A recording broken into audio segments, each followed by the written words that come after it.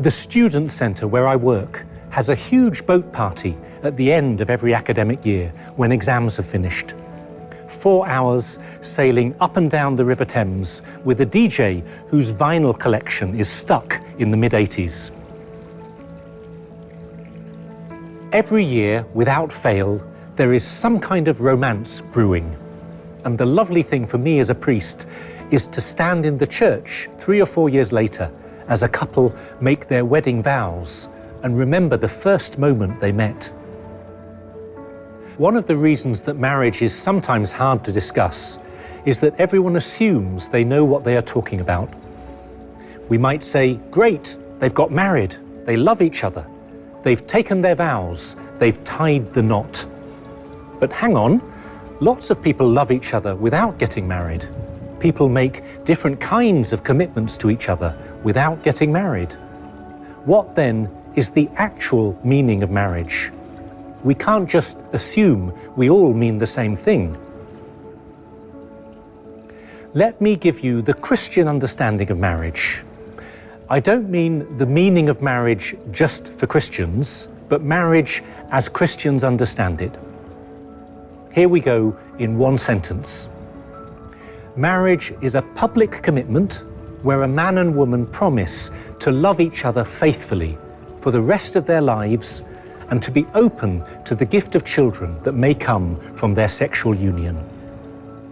So there is a profound union of love and friendship, and there is also an openness to new life, a generosity that takes the husband and wife outside themselves. When I help couples to prepare for marriage, I speak about the 4 F's. Marriage is free, faithful, fruitful, and for life. Marriage is free. You can't force someone to get married against their will. There has to be a choice. They have to say yes. Marriage is faithful. You give your life to this person and not to someone else. That's why, obviously, adultery is wrong.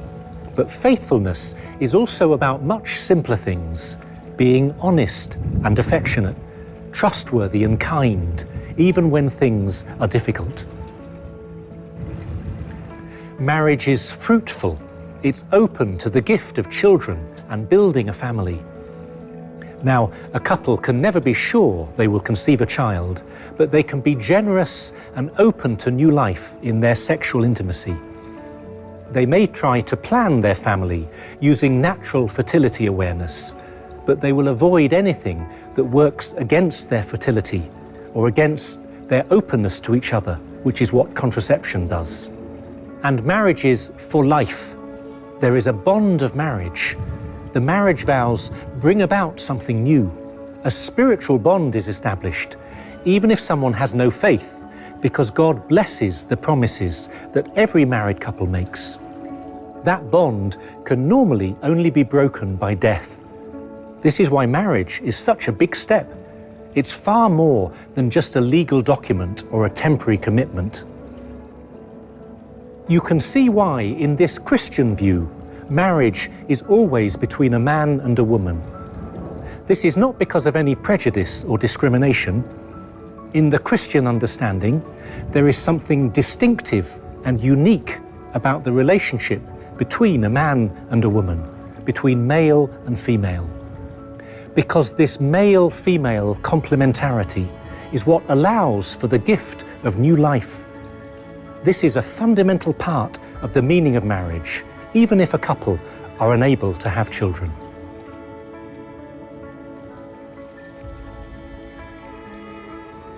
My parents had their 50th wedding anniversary a few years ago.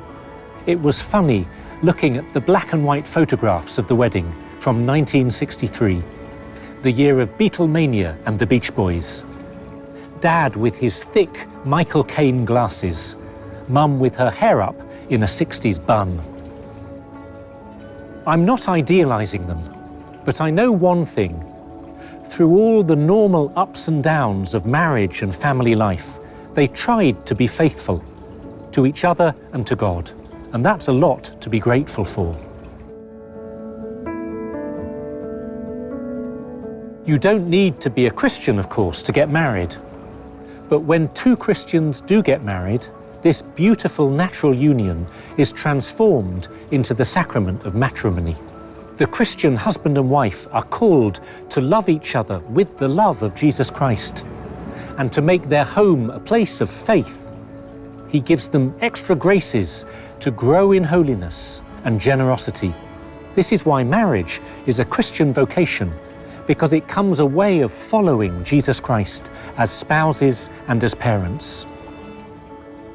Now, couples can struggle in many ways. There can be real suffering. Some relationships break down and seem beyond repair. And people deserve the love and care of the Church, whatever their situation and whatever choices they've made. But this is the heart of marriage, as Christians understand it, the love and friendship shared between husband and wife, a love that is free, faithful, fruitful, and for life.